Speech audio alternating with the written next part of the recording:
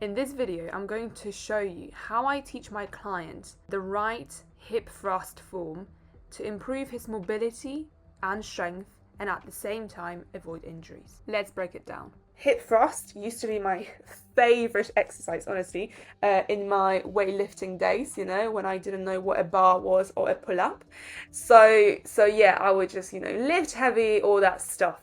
And I think hip thrusts are probably one of the most underrated exercises, and they seem to be easy. Everyone thinks, oh yeah, you're just going through hip hinge and engaging glutes and growing your glutes and all that stuff, right? But I think when you actually want to do it properly, so you want to work on that posterior chain, engaging the right muscle, right? Also not really neglecting or overcompensating by your lower back, especially when you're lifting quite a bit of kgs or LBSs or LBSs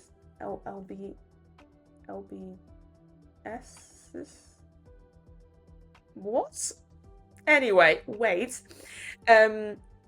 It's really easy to kind of fall off track, right?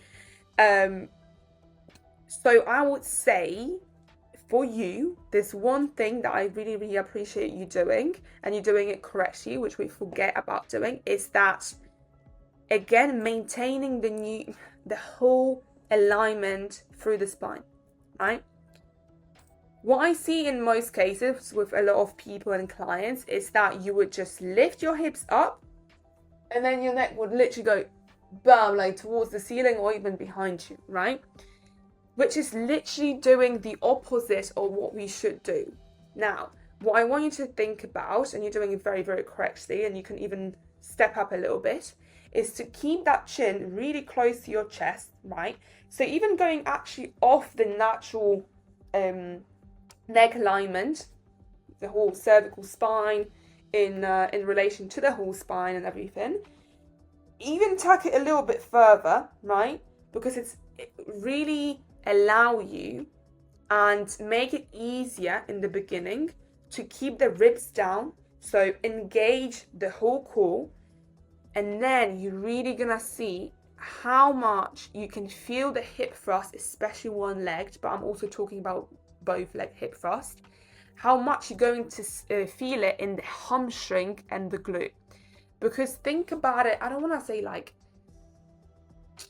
making the lever shorter, but in the biomechanical ways of saying it, explaining it, you create this ideal position to engage what you want to engage, right? Because if you look up and everything, you lose that connection in the anterior chain. There's nothing going on there, right? So then technically you can actually bring your hips as much as you can, because you're not creating this a nice sandwich or something, So you kind of off balance, your lower back is going to flare up as well, because your anterior chain, so your front, it's not holding the posterior chain intact and in one place, if that makes sense. It's very simplified, it's in very simple terms, but I think that's what we're here for, to understand and learn and everything. So